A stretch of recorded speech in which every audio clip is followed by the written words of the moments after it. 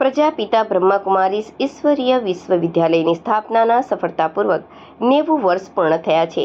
આ ઐતિહાસિક ઉપલક્ષ્ય અને આગામી 21મી જૂન આંતરરાષ્ટ્રીય યોગ દિવસની પૂર્વ તૈયારીના ભાગરૂપે અંકલેશ્વર શહેર તેમજ જીઆઈડીસી વિસ્તારમાં વિવિધ કાર્યક્રમોનું આયોજન કરવામાં આવ્યું છે.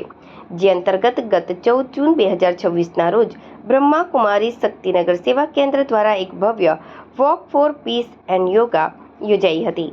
શાંતિ પદયાત્રાના પ્રારંભ પ્રસંગે જીઆઈડીસી ખાતે જય તેરૈયા, શહેર ખાતે અંકલેશ્વર નગરપાલિકાના ઉપપ્રમુખ વિરલબેન મકવાણા, નગરપાલિકા સભ્ય દીક્ષિતાબેન રાણા, મીડિયા કર્મીઓ તેમજ બીકે યોગા ટીચર સુરેન્દ્રભાઈ, કોમલબેન અને કામિનીબેન ખાસ ઉપસ્થિત રહ્યા હતા.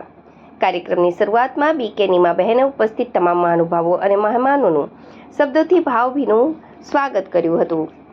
ત્યારબાદ આમંત્રિત મહેમાનોએ લીલી ઝંડી બતાવીને શાંતિ પદયાત્રાને પ્રસ્થાન કરાવી હતી. આ શાંતિ પદયાત્રા શક્તિનગર સેવા કેન્દ્રથી શરૂ થઈને જલારામ સ્કૂલ તરફ આગળ વધી હતી. ત્યાંથી સ્વર્ણિમ લેકવ્યૂ પાછળના ગેટ થઈને તમામ ઉત્સાહીઓ પાર્કમાં એકત્રિત થયા હતા, જ્યાં સૌએ સાથે મળીને યોગાભ્યાસ કર્યો હતો.